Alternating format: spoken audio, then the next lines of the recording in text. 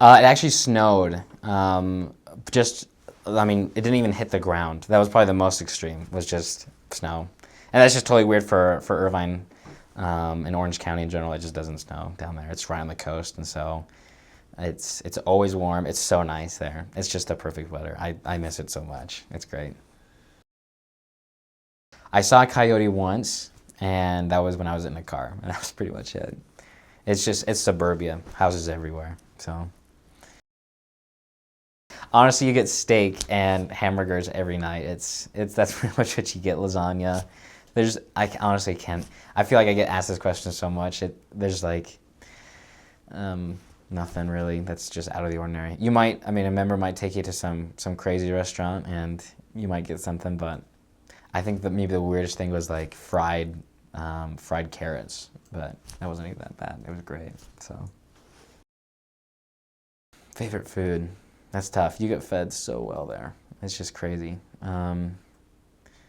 Favorite food. Probably just, I think after serving there for 2 years, you have a love for In-N-Out after a while. It just becomes part of you.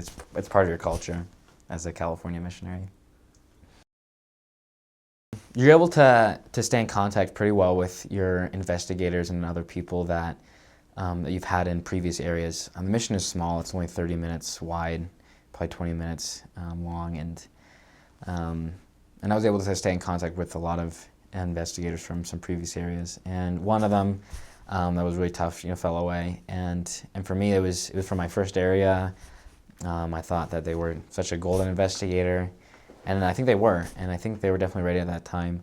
But for me, it kind of just questioned my teaching ability, was it the right time? Did I do everything I could do? And so I think for me that was a tough experience. Just realizing that they use their agency to decide not to be a part of the church anymore, even though they had incredible experiences and we were able to share that with them. And so I think that's something as a missionary that I learned. It was tough. It was tough to see them go, and I think that comes from the love that you have for the people there. I think again the family that I was able to teach. I've been able to stay in contact with them even after the mission, and that has been just an incredible experience. Being able to go back to their sealing. My parents were able to come with me as we went to the San Diego Temple, which is about an hour south of the mission, and be able to see them get sealed. Just that whole process. I think that came from, again, the unity that I had with my companion at the time, and the unity that we had with the family. Just the love and the constantly telling them how much we appreciated them. That for me now, when I have hard times, whether that's college life or work or other stresses that have come to me, whenever I think, I can't do this or I get down on myself, I go back to that time that I had with that family, and I think of just how incredible that was, of how the Spirit was felt and how we had that success as missionaries. We were able to be a part of that, and it was such a sweet and a beautiful experience that I had that I'm always constantly thinking about that, and I'm reverting back to that whenever I have times of trouble now. I think missionaries, we need to be serious, we need to be professional, but we also need to have a lot of fun. Missions are so much fun, and whether that's just joking around with your companion, whether that's getting to know your companion, getting to know the people, even joking around with the people that you meet, you need to be serious, but you need to be light. You got to be on your toes, and you got to have a smile on your face.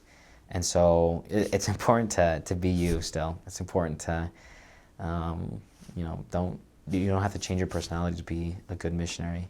You just need to have that desire to serve the Lord and do it. So